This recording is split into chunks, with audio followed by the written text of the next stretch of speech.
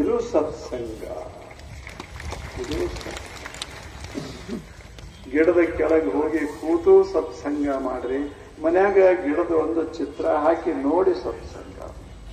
ಹಂಗಾಗೋದಿಲ್ಲ. ಅದಕ್ಕಿಂತ ಸತ್ಸಂಗದಲ್ಲಿ ತಾವಿಷ್ಟೆಲ್ಲ ಅಭಿರುಚಿಯನ್ನ ತಾಳಿದ್ರಿ ಎಲ್ಲ ನಿಮಗೆ ಅತ್ಯಂತ ಧನ್ಯವಾದ. ಎಷ್ಟು ಕಷ್ಟಪಟ್ಟು ಬಂದಿರಿ, ಅದು ಹೇಗೆ, ಎಷ್ಟು ಕಷ್ಟಪಟ್ಟು ಬಂದಿರಿ, ಎಲ್ಲೆಲ್ಲಿಂದ ಬಂದಿರಿ.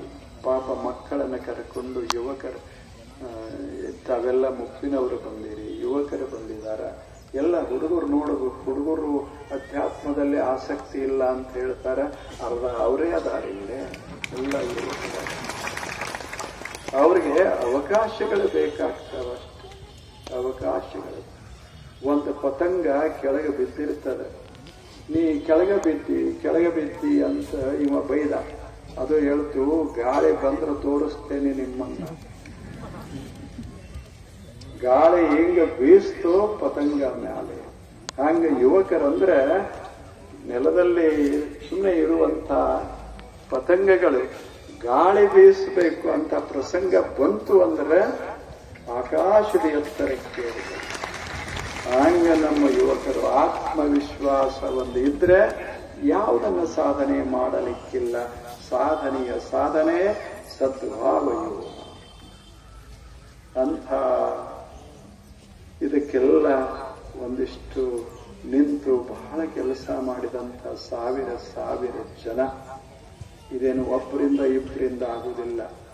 ಉಣಿಸೋರು ಬೇಕು, ತಿನ್ನಿಸೋರು ಬೇಕು. ಬರೇ ಹಾಸಿಗೆ ಹಾಸೋರಲ್ಲ, ಉಣಿಸೋರು ಬೇಕಲ್ಲ, ತಿನ್ನಿಸೋರು ಬೇಕು, ಕರೆಯೋರು ಬೇಕು, ನಮಸ್ಕಾರ ಹೇಳೋರು ಬೇಕು. ಬಸವಣ್ಣನ ಸಮೀಪ ಕಲ್ಯಾಣ ಬೆಳೆದದ್ದೇ ಹಾಗೆ, ಮುಗಿದ ಕೈಯ ಬಾಗಿದ ತಲೆ, ಅದರಿಂದ ಬಸವಣ್ಣ ಕಟ್ಟಿದ ಕಲ್ಯಾಣ. ಹಾಗೆ ಒಂದು ತಿಂಗಳ ಕಾಲ ಏನು ಹಿರಿಯರಂತ ತಾವೆಲ್ಲ ಗೊತ್ತದಲ್ಲ, ಯಾರು ಹಿರಿಯರು ಅವರೆಲ್ಲರೂ ಹೇಗಿದ್ರು ಅಂದ್ರೆ ಬಾಗಿದ ತಲೆ, ಮುಗಿದ ಕೈಯ. ಬಂದವರಿಗೆಲ್ಲ ಅವರು ಬೈಕೋತ ಅಲ್ಲಿ ನಿಂತಿದ್ರೆ ಇಲ್ಯಾರು ಬರ್ತಾರೆ? ಯಾರು ಬರ್ತಾರೆ? ಕಾಯ್ದೆ ಪಾಯ್ದೆ ಹಚ್ಚಿದ್ರೆ ಹಿಂಗ ಬರಬೇಕು, ಹೀಗ ಬರಬೇಕು ಅಂದ್ರೆ ಹೋಗು ಅಂತಿದ್ರು. ಅಲ್ಯಾಕೆ ಬರಬೇಕು ನಾವು? ನಿಮಗೆ ಯಾವ ನಿಯಮಗಳನ್ನು ಹಾಕದೆ ಸ್ವಚ್ಛಂದವಾಗಿ ಕೂಡ್ಲಿಕ್ಕೆ ಅವಕಾಶ ಮಾಡಿ ಕೊಟ್ರಲ್ಲ. ಎಲ್ಲ ಇದೇನು ಅಷ್ಟು ಸಣ್ಣ ಕೆಲಸ ಅಲ್ಲ. ಸಾವಿರ ಜನ ದುಡಿದಾರ, ಅವ್ರ ಹೆಸರು ಮಾತ್ರ ಎಲ್ಲಿಯೂ ಇಲ್ಲ. ಇದು ದೇವ, ಇದೇ ಅಧ್ಯಾತ್ಮ ಸೇವಾ ಕಾರ್ಯ. ಎಲ್ಲೋ ಹೆಸರು, ದೊಡ್ಡವ್ರದು ಸಣ್ಣವ್ರದು ಅದರಿಂದ ಸಂತೋಷ ಇರುತ್ತದ. ನಮ್ದು ಯಾವುದು ಸಿರಿವಂತಿಲ್ಲ, ಬಡವಿಲ್ಲ, ಪಕ್ಷಿಲ್ಲ, ಪಂಗಡಿಲ್ಲ, ಏನಿಲ್ಲ, ಯಾವುದು ಬರಲಿಲ್ಲ. ಸುಮ್ಮನೆ ಸ್ವಚ್ಛಂದವಾಗಿ.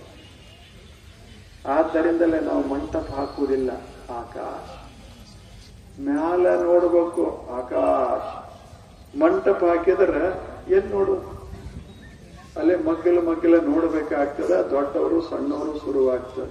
ಬೈಲಾಗ ಯಾರು ದೊಡ್ಡವರು, ಬೈಲಾಗ ಯಾರು ಸಣ್ಣವರು. ಅದಕ್ಕಾಗಿ ಇಷ್ಟೆಲ್ಲ ಮಾಡಿದಾರ, ಬಹಳ ಕಷ್ಟಪಟ್ಟಿದಾರ. ಅಂಥ ಎಲ್ಲ ಹಿರಿಯರಿಗೆ, ಶಾಸಕರು, ಸಚಿವರು, ಆ ಬಳಿಕ ಅನೇಕ ಜನ ಯುವಕರು, ದೊಡ್ಡವರು, ಸಣ್ಣವರು, ಹೆಣ್ಣು ಮಕ್ಕಳು ನೋಡಬೇಕು. ಉಣ್ಣುವಾಗ ಎಷ್ಟು ಸಂತೋಷ. ಇನ್ನೇನದ ಜೀವನದಾಗ ಏನ್ ಮಾಡೋದದ? ಉಣ್ಣೋದಟ್ಟು ಬಿಟ್ರೆ ಏನ್ ಮಾಡೋದು? ಅನ್ನ ದೇವರು ಅದನ್ನು ಉಣ್ಣುವಾಗ ಆನಂದವಾಗಿ ಉಣ್ತಾ ಇರಬೇಕು, ನೀಡಾಗ ಆನಂದವಾಗಿ ನೀಡ್ತಾ ಇರಬೇಕು. ನಾವು ನೀಡೋರು ಅಲ್ಲ, ಉಣಿಸೋರು ಅಲ್ಲ. ಹೋದ್ರಿ ಹಂಗಾಗೋದಿಲ್ಲ. ಉಣಿಸಿ ಸಂತೋಷ ಪಡುವಂತ ಹೃದಯದಲ್ಲ, ಇದೇ ಧರ್ಮದ ಹೃದಯ. ಅದು ನೀವು ಊಟ ಮಾಡಿ ಇನ್ನೊಬ್ಬರಿಗೆ ಉಣಿಸ್ರಿ, ಆನಂದ ಪಡೋದು. ಇರೋದೆಲ್ಲ ಹಂಚಿಕೊಂಡು ಬದುಕೋದದ ಈ ಜಗತ್ತಿನಲ್ಲಿ. ಬಸವಣ್ಣ ಮಾಡಿದ್ದೇನು? ಸಾವಿರ ಜನ ದಿನಾಲು ಊಟ ಮಾಡಿಸು ಮಾಡಿಲ್ಲೇನು? ಮಹಾದಾಸೋಹ, ಎಷ್ಟು ದೊಡ್ಡ ದಾಸೋಹ ಮಾಡಿದ. ಬಸವಣ್ಣವರಿಗೆ ಅತಿ ಸಂತೋಷ ಕೊಟ್ಟಿದ್ದು ಯಾವುದು ಅಂದ್ರೆ ದಾಸೋ. ಅದನ್ನ ನೀವೆಲ್ಲ ಮಾಡಿದರೆ ಎಲ್ಲ ನಿಮ್ಮಲ್ಲಿ ಅಂಥ ಅದ್ಭುತ ಭಾವದಲ್ಲ, ಇದೇ ಧರ್ಮಭಾವ. ಇದನ್ನು ನೋಡಿ ಸಂತೋಷ ಪಡಬೇಕು. ಹಂಗೆ ಅಂಥ ಎಲ್ಲ ಕಾರ್ಯಕರ್ತರು ಬಹಳ ಕೆಲಸ ಮಾಡಿದ್ದಾರೆ. ಅವರಿಗೆ ಆ ಬಳಿಕೆಲ್ಲ ಹಿರಿಯರಿಗೆ ಮತ್ತು ಅನೇಕ ಸಂಘ ಸಂಸ್ಥೆಗಳು ಎಲ್ಲರೂ ಕರ್ತವ್ಯದ ಇದನ್ನು ಮಾಡೋದದು, ಅದನ್ನೆಲ್ಲ ಮಾಡಿದ್ದಾರೆ. ಕೊನೆಯದಾಗಿ ನಿಮ್ಮನ್ನು ಮರಿಲಿಕ್ಕಾಗೋದು.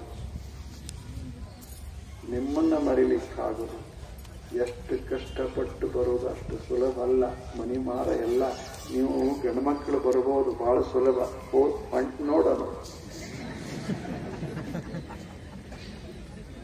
ಮನೆಯಾಗಿನವ್ರದ್ದು ಹಂಗ ಆಗುದಿಲ್ಲ. ಎಲ್ಲ ಸಾವರಿಸಿ ಏನು ಕೆಡದಂಗ ಮಾಡ್ದಂಗೆ ಎಲ್ಲ ಮಾಡಿ ಕಿಲಿ ಹಾಕೊಂಡು ಬರ್ಬೇಕಾದ್ರೆ ಇಷ್ಟಕ್ಕೆ ತಡ ಮಾಡ್ತೀರಿ ಅಂತ ಹೊರಗೆ ನಿಂತಾನೆ. ಏನು ಮಾಡಲ್ಲ, ಬರ ಹೋದ ಸ್ಕೂಟರ್ ತೆಗೆದ ಹೊರಗೆ ನಿಲ್ಲಿಸದ, ಗಾಡಿ ತೆಗೆದವ್ರ ಯಾಕೆ ತಡ ಮಾಡ್ತೀರಿ ಅಂದ. ಬಂದ್ ನೋಡು ಅಂದ್ರೆ ಅವ್ರ ಒಳಗೆ ಅಷ್ಟು ಪರಿಶ್ರಮ ಮಾಡಿ ತಪಸ್ವಿಗಳಂಗ ಹೆಣ್ಣು ಮಕ್ಕಳೆಲ್ಲ ದುಡಿದಿದ್ದಾರೆ. ಪ್ರತಿ ಮನೆಯಾಗ ಇಂಥ ಅದ್ಭುತವಾದ ಸತ್ಸಂಗ ಹೀಗೇ ನಡೀತಾ ಇರಲಿ ಅಂತ ನಾವೆಲ್ಲ ಹಾರೈಸೋಣ. ಇನ್ನೊಂದು ನೆಲ ಹೇಳಕತ್ಯಾರ, ನೀವು ಚಪ್ಪಾಳೆ ಹಾಕಕತ್ತೀರಿ. ಏನು ಅಂದ್ರೆ ಮರುದಿವ್ಸ ಮುಂದಿನ ವರ್ಷ ಬರಬೇಕು ಅಂತ ನೆನಪಿದ್ರೆಲ್ಲ ಬರೋದು. ನೀವೀಗೇನು ಒಮ್ಮೆ ಹೋದ್ರೆ ಶಾಂತವಾಗಿ ಬದುಕಿದರೆ ಅಂದ್ರೆ ಇನ್ನೊಮ್ಮೆ ಅವಶ್ಯಕತೆ ಏನದ ಹೇಳಿ ಆನಂದವಾಗಿ ಬಾಳಿ ಬದುಕೋದದೆ. ಮಳೆ ಯಾವಾಗಲೇ ಬಂದು ಬೀಳ್ತಿರ್ತದೆ, ಹೋಗ್ತಿರ್ತದೆ. ಬಹಳ ಲಕ್ಷ್ಯ ಕೊಡಬಾರ್ದು. ನಮ್ಮ ಮನೆಗಳೇ ಸತ್ಸಂಗದ ನಿಲಯಗಳಾಗಿರು. ಕೊನೆಯದಾಗಿ ಎಲ್ಲ ಹಿರಿಯರಿಗೆ ಬಹಳ ಕೆಲಸ ಮಾಡಿದಾರ, ಮೌನವಾಗಿ ಮಾಡಿದಾರ. ಆಗಲೇ ನೋಡಿದ್ರಿ ಎಲ್ಲ ಶಾಸಕರು, ಸಚಿವರು, ಪಕ್ಷ ಪಂಗಡಿ ಎಲ್ಲ ಬಿಟ್ಬಿಟ್ರು.